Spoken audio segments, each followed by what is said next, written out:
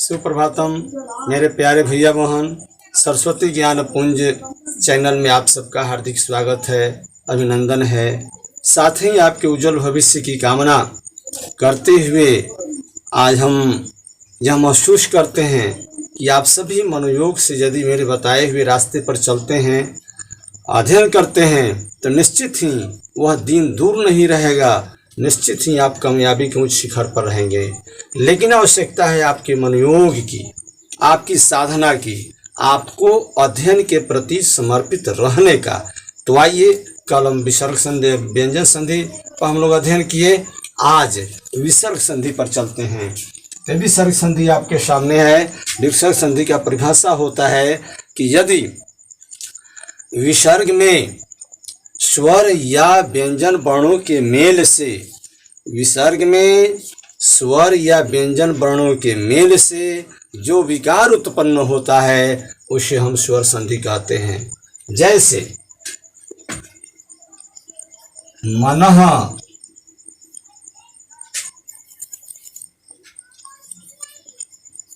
विसर्ग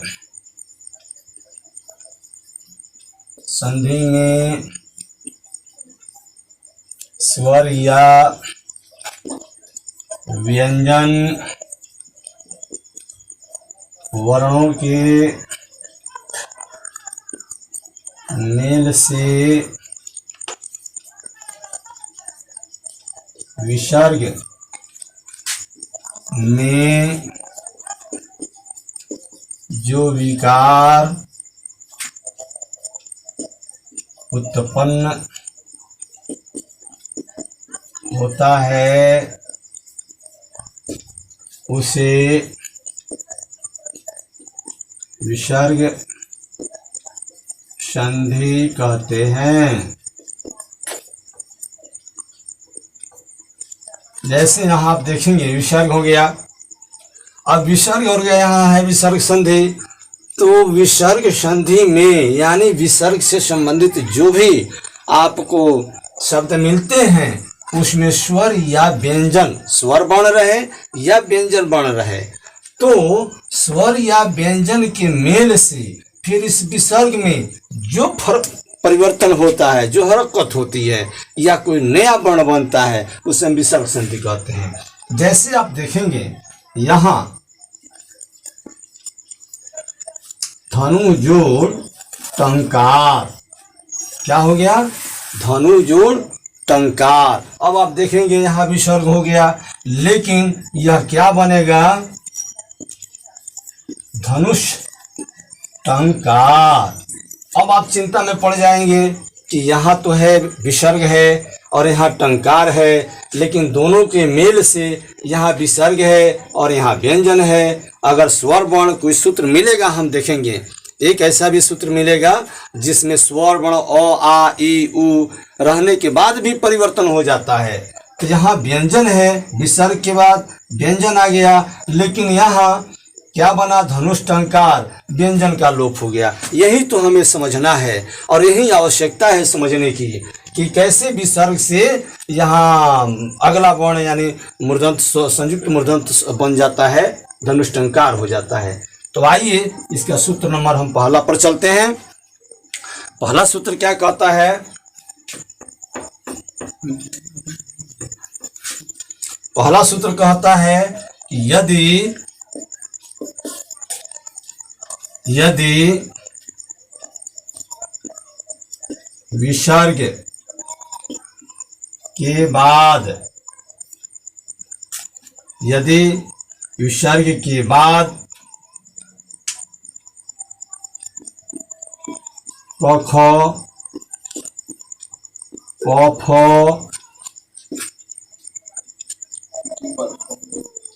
ट ठ आए तो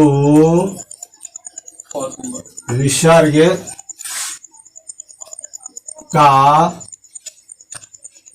का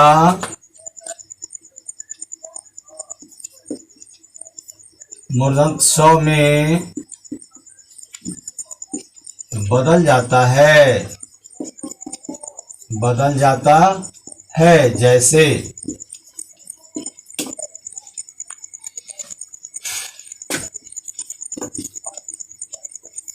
निह जोड़ कपट। अब आप देखेंगे यहाँ विसर्ग हो गया, निह जोड़ कपट, निह जोड़ कपट, निह जोड़ कपट।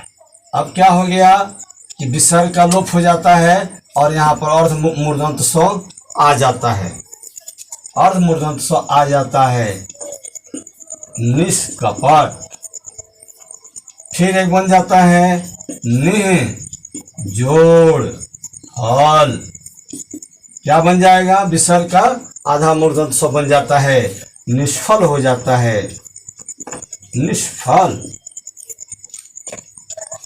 फिर क्या कहता है हमारा सूत्र कि यदि धनु है, उकार की मात्रा हो गया है, इकार का मात्रा विसर्ग के बाद और फिर उकार के बाद विसर्ग की मात्रा आ जाता है, तो धनु जोड़ टंकार, धनु जोड़ टंकार। अब यहाँ विसर्ग हो गया तो विसर्ग क्या हो जाता है, अर्ध मूर्धन्त स्व हो जाता है। क्या बन जाएगा, धनु और विसर्ग का लोप हो जाएगा, विसर्ग के जगह पर अर्ध मूर्धन्त स्व आ जाएगा, टंकार, धनुष टंकार, है ना। अब देखेंगे हम जैसे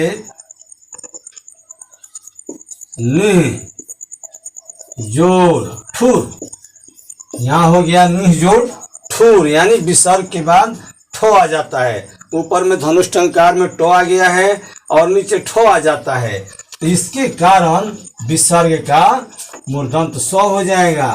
क्या बन गया, निष्ठुर। क्या बन गया, निष्ठुर। ये है यदि विसर्ग के बाद क ख प फ ट ठ आए तो विसर्ग का मूर्धन्त स्व में बदल जाता है, जिसका एग्जाम्पल आप लोगों ने देखा। मुझे विश्वास है कि यह आप बहुत इसको मनोयोग से देखे भी होंगे और समझ गए होंगे। फिर इसका एक और सूत्र है, फिर यदि दूसरा सूत्र है, फिर यदि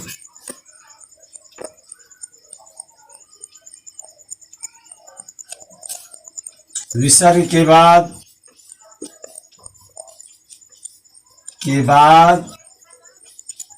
तो थ आए तो दंत स्व हो जाता है, हो जाता है। जैसे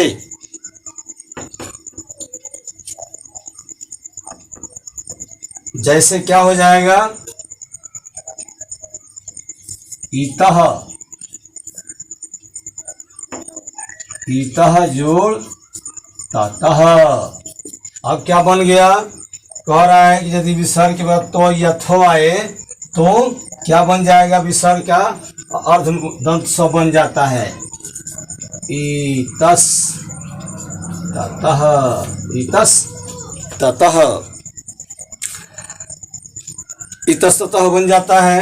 अगला सूत्र है, अगला एक इसका सूत्र है कि फिर यदि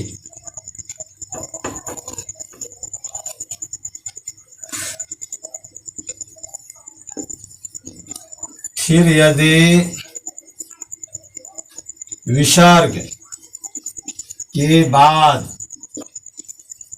च छ आए तो दोनों मिलकर अर्ध मूर्धन्त स्व हो जाता है। क्या बन जाता है, अर्ध मूर्धन्त स्व। जैसे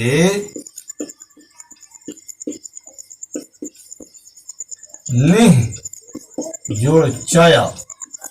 खूब ध्यान देंगे, यदि विसर्ग के बाद च या छ आए तो दोनों मिलकर अर्ध तालव्य स्व हो जाता है। जैसे निह जोड़ चय, यहाँ क्या है, विसर्ग है और विसर्ग के बाद च हो जाता है। अगर यहाँ पर छ भी रहेगा तो वही अर्ध तालव्य स्व ही होगा। आइए एग्जाम्पल से सिद्ध करते हैं। यहाँ विसर्ग है, च है, तो विसर्ग का लोप हो जाएगा और यहाँ पर अर्ध तालव्य स्व आके प्लस कर जाएगा। नी, यहाँ विसर्ग हट गया और तालव्य स्व आके बैठ गया।